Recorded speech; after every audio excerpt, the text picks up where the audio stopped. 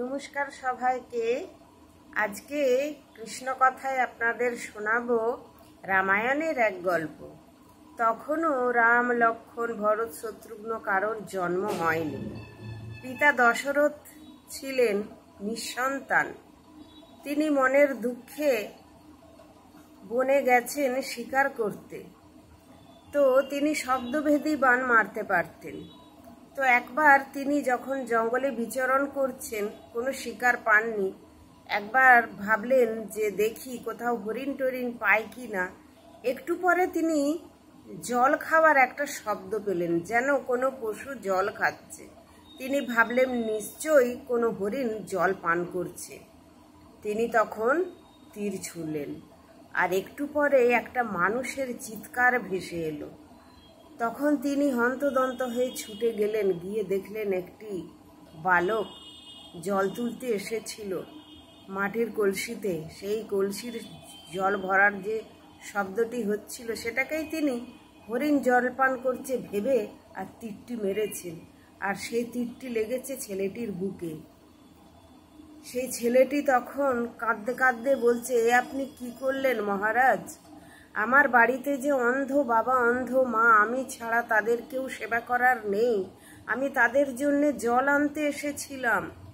আমি তাদের রান্না করে খাওয়াই আশ্রমে। আমার পিতামাতাকে দেখার আর কেউ রইল না, আপনি আমায় মেরে দিলেন। ছেলেটি প্রাণত্যাগ করল, মুনিপুত্রটি। তখন মহারাজ দশরথ কি করবেন, কি কর্তব্য বিমূঢ় হয়ে দাঁড়িয়ে রইলেন কিছুক্ষণ।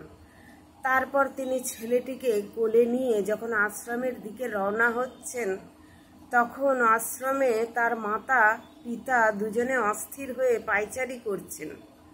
পিতা বলছেন, আমি কি একটু গিয়ে দেখে আসব? তখন তার গৃহিণী বলছে, তুমি তো চোখে দেখতে পাও না, তুমি কোথায় যাবে, কোথায় পড়ে যাবে, তখন তোমায় কে দেখবে? ছেলে নিশ্চয়ই আসবে জল নিয়ে। তখনও আসছেন না। তখন দূর থেকে পায়ের আওয়াজ পেয়ে বাবা মা বলছেন, সিন্ধু তুই এলি বাবা, জল এনেছিস আমাদের জন্য? তো দাঁড়িয়ে আছিস কেন? আয়, কাছে আয় বাবা। ওনারা অন্ধ হলেও ওনারা তো পায়ের শব্দে কিংবা কোনো মানুষ এসেছে, তার ছেলেও তো এসেছে দশরথের কোলে, ছেলের একটা গায়ের গন্ধও পাচ্ছে।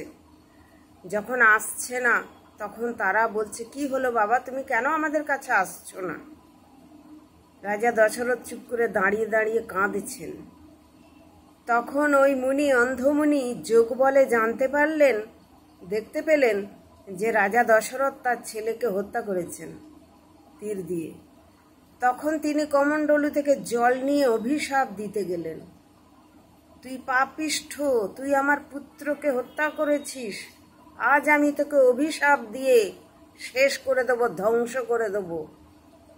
তখন মহারাজ ছুটে এসে পায়ে পড়ে গেছেন যে আমি অপরাধী, সত্যিই আমি অপরাধী, আমি জানতাম না যে ওটা কোনো মানুষ ছিল, আপনি আমাকে যা শাস্তি দেবেন দিন।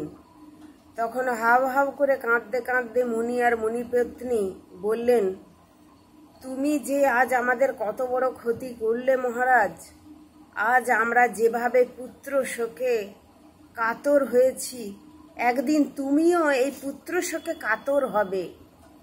তুমিও পুত্র শোকে কাতর হয়ে আর পথে পথে ঘুরে বেড়াবে। তখন মহারাজ বললেন যে আপনি আমাকে অভিশাপ দিলেন নাকি আশীর্বাদ দিলেন মুনি? আমার তো কোনো পুত্রই নেই। তখন মুনি বললেন, আমার মুখ থেকে যখন বেরিয়েছে তখন তোমার পুত্র হবেই, আর তুমি পুত্র শোকও পাবে। বলে মুনি মুনিপত্নী দুজনেই মারা গেলেন। তখন মহারাজ দশরথ তাদের তিনজনকে দাহ করে আর মনে অনেক দুঃখ কষ্ট নিয়ে রাজপ্রাসাদে ফিরে এলেন। সেই মনের দুঃখ তার মনেই রয়ে গেল, কিন্তু এটাও ভাবলেন যে আমার কি শাপে বর হবে? সত্যিই কি আমি পুত্র সন্তানের পিতা হব? এর কিছুদিন পরে তার 3 রানীর 4টি পুত্র হলো। কৌশল্যা, কৈকেয়ী, সুমিত্রার গর্ভে 4 পুত্র সন্তান হলো, রাম, লক্ষ্মণ, ভরত, শত্রুঘ্ন। তার তো আনন্দের সীমা ধরে না। তখন তিনি ভুলে গেছেন তার ছোট ছোট ছেলেদের হাসি খেলা, নানা রকম দৌড়ঝাঁপ দেখে তিনি ভুলেই গেছেন অন্ধমুনির অভিশাপের কথা। সেই অভিশাপের কথা কখন মনে পড়ল?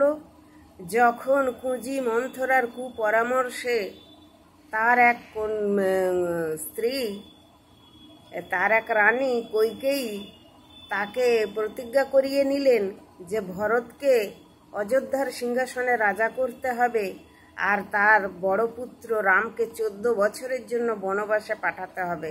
এত বড় দুঃখ, এত বড় কষ্ট, এত শোক তিনি সহ্য করতে পারলেন না। তার পুত্র, পরম প্রিয় পুত্র রাম যখন রাজ্য ছেড়ে চলে গেলেন, পিতৃসত্য পালনের জন্য বনে চলে গেলেন, তিনি সেই কষ্ট সহ্য করতে পারলেন না। মাটিতে আছাড় খেয়ে পড়লেন, হায় রাম করে তিনি দেহত্যাগ করলেন। দেহত্যাগ করার আগে তার অন্ধমুনির অভিশাপের কথা মনে পড়ে গেল। এতদিন তিনি ভুলেছিলেন, এতদিন সুখে শান্তিতে ছিলেন, কিন্তু বলে না মানুষের পাপ কোনোদিন কাউকে ছাড়ে না। আমরা হয়তো ক্ষণিকের লোভে, ক্ষণিকের সুখে সব কিছু ভুলে যাই, কিন্তু কে কবে কি অন্যায় করেছি, আমরা কার সাথে কি করেছি আমরা ভুলে গেলেও সময় কখনো ভুলে না। প্রকৃতি তার নিয়ম মেনে ঠিকই প্রতিশোধ তুলে নেয়। তো এইভাবেই অন্ধমুনির অভিশাপ ফলে গেল মহারাজ দশরথের কপালে, আর তিনিও পুত্র শোকে কাতর হয়ে দেহত্যাগ করলেন। হরে কৃষ্ণ, রাধে রাধে, জয় শ্রীরাম। সবাই খুব ভালো থাকবেন। নমস্কার।